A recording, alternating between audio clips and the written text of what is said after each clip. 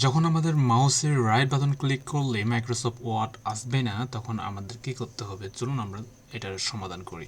আমরা যাব হচ্ছে রেজিস্ট্রি এডিটর চার্জ করে আমরা যাব হচ্ছে এই যে উপরের যেটা দেখতে পাচ্ছেন ওখানে ক্লিক করবেন। ক্লিক করার পর আপনারা বুঝবেন যে ডট ডক্স, হ্যাঁ, docs এই ফাইলটা আমরা খুঁজতেছি।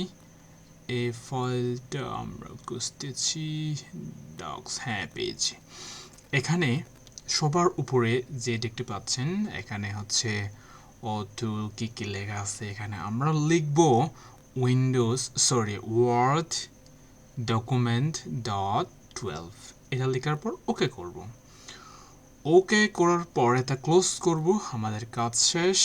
কাজ শেষ হওয়ার পর দেখতেছি যে এখনো আসে নাই। দেন আমরা কম্পিউটারটাকে হচ্ছে রিস্টার্ট করব। একটু ওয়েট করেন। হ্যাঁ, কম্পিউটার আমাদের রিস্টার্ট কমপ্লিট। আর একটু দেখি আসছে কিনা।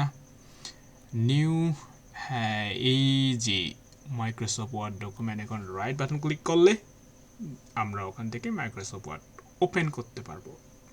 ঠিক আছে, সবাই ভালো থাকবেন। আর এই ধরনের ভিডিও পেতে অবশ্যই লাইক সাবস্ক্রাইব করেন। Bye bye.